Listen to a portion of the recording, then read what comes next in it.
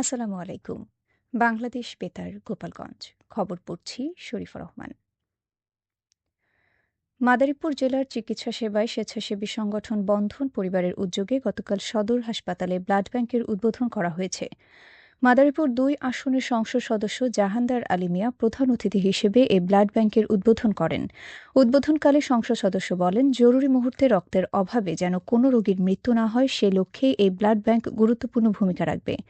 মাদারীপুর সরকারি কলেজের অধ্যক্ষ অধ্যাপক লুৎফুর রহমান খান, অতিরিক্ত জেলা প্রশাসক ফাতিমা আরজিন তন্নি, সিভিল সার্জন ডাক্তার মোহাম্মদ শরীফুল আবেদিন কমল, নিরাময় হাসপাতালের ব্যবস্থাপনা পরিচালক ডাক্তার গোলাম সরোয়ার, জেলা সমাজসেবা কর্মকর্তা বিশ্বজিৎ বৈদ্য নাদিম এবং জেলা স্বেচ্ছাসেবক দলের সাধারণ সম্পাদক অ্যাডভোকেট মাসুদ পারভেজ এ সময় উপস্থিত ছিলেন।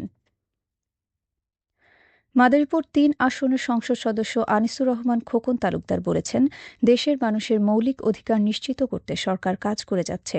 গতকাল সকালে ডাসার উপজেলার বালিগ্রাম ইউনিয়নের খাতিয়াল এলাকায় দুটি গ্রামীণ সড়কের এইচবিবি উন্নয়ন কাজের উদ্বোধন শেষে সাংবাদিকদের তিনি একথা বলেন। সংসদ সদস্য বলেন, উন্নয়ন কার্যক্রম অব্যাহত থাকলে সাধারণ মানুষের জীবনমান আরও উন্নত হবে। তিনি বলেন, সোহেল হাওলাদারের দোকান থেকে শাহজাহান হাওলাদারের বাড়ির ব্রিজ পর্যন্ত এবং হায়দার মাতুব্বরের বাড়ি থেকে কান্তি মণ্ডলের বাড়ি পর্যন্ত দুটি সড়কের কাজ শুরু হয়েছে। জুন মাসের পর আরও সড়ক, কালভার্ট ও খাল খনন সহ বিভিন্ন উন্নয়ন প্রকল্পের টেন্ডার হবে। ডাসার উপজেলা নির্বাহী কর্মকর্তা জাকিয়া সুলতানা, উপজেলা প্রকল্প বাস্তবায়ন কর্মকর্তা হাফিজুর রহমান, ডাসার থানার ভারপ্রাপ্ত কর্মকর্তা মাহমুদ হাসান, বালিগ্রাম ইউনিয়ন পরিষদের চেয়ারম্যান মজিবুর রহমান খান সহ স্থানীয় নেতৃবৃন্দ এ সময় উপস্থিত ছিলেন। মাদারীপুরের কালকিনি উপজেলায় জেলা তথ্য অফিসের উদ্যোগে বর্তমান সরকারের নির্বাচনী ইশতেহার বাস্তবায়ন বিষয়ে গতকাল সচেতনতামূলক কর্মসূচি অনুষ্ঠিত হয়েছে। কর্মসূচিতে ফ্যামিলি কার্ড, কৃষক কার্ড, কৃষি ঋণ মওকুফ, বৃক্ষরোপণ এবং নারীদের জন্য ইলেকট্রিক বাস সার্ভিস চালু সহ বিভিন্ন উন্নয়নমূলক উদ্যোগ সম্পর্কে জনসচেতনতা বৃদ্ধির লক্ষ্যে এ কার্যক্রম পরিচালিত হয়। এ কর্মসূচিতে স্থানীয় জনগণ ও নারীরা অংশগ্রহণ করেন।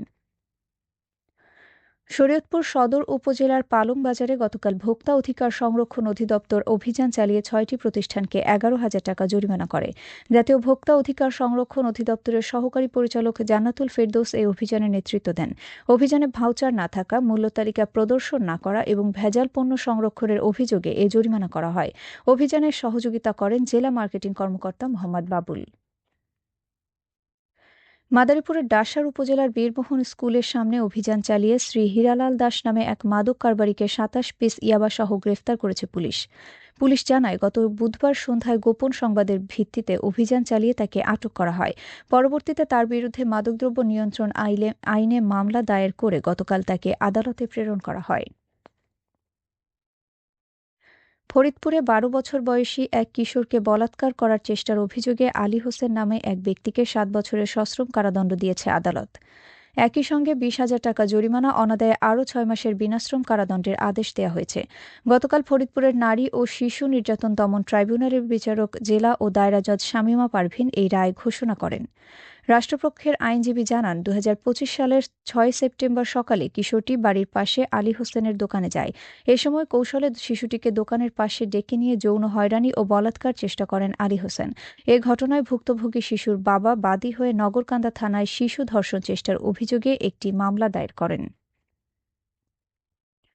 ফরিদপুর সদর উপজেলার কালীতলা এলাকার মাঠের মধ্যে একটি পুকুর পাড়ে মাটি চাপা দেওয়া অবস্থায় জাহানা আক্তার ও তার শিশু কন্যা সামিয়ার অর্ধগলিত মরদেহ উদ্ধার করেছে পুলিশ। পুলিশ জানায়, গতকাল বিকেলে কালীতলার স্থানীয় এক নারী পুকুরে কাজ করতে গেলে কুকুরকে মাটি খুঁড়তে দেখেন। পরে অন্য দিকে গিয়ে দেখেন মানুষের পা বের হয়ে আছে। ফিরে এসে বিষয়টি গ্রামের অন্যান্যদের জানালে পুলিশকে খবর দেওয়া হয়। পরে খবর পেয়ে কোতোয়ালি থানা পুলিশ ঘটনাস্থলে পৌঁছে মাটি খুঁড়ে দুটি মরদেহ উদ্ধার করে। পরে লাশ দুটি উদ্ধার করে ময়নাতদন্তের জন্য মর্গে পাঠানো হয়েছে। হত্যার কারণ ও কারা জড়িত খুঁজতে তদন্ত করছে পুলিশ। গোপালগঞ্জের ট্রাকের চাপায় মৃদুল শেখ নামে এক যুবক নিহত এ ঘটনায় সামিউল মোল্লা নামে রিকশাচালক আহত হয়েছে।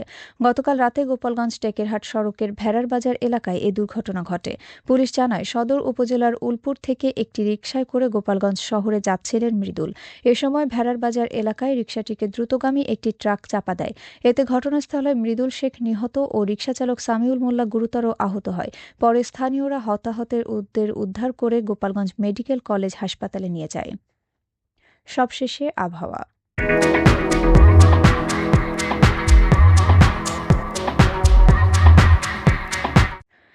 আজ সন্ধ্যা ৬টা পর্যন্ত দেশের অভ্যন্তরীণ নদীবন্দরসমূহের জন্য আবহাওয়ার পূর্বাভাসে বলা হয়েছে, রংপুর, দিনাজপুর, ময়মনসিংহ, নোয়াখালী, কুমিল্লা, চট্টগ্রাম, কক্সবাজার এবং সিলেট অঞ্চলসমূহের ওপর দিয়ে পশ্চিম অথবা উত্তর পশ্চিম দিক থেকে ঘণ্টায় ৪৫ থেকে ৬০ কিলোমিটার বেগে অস্থায়ীভাবে দমকা অথবা ঝোড়ো হাওয়া সহ বৃষ্টি অথবা বজ্রবৃষ্টি হতে পারে।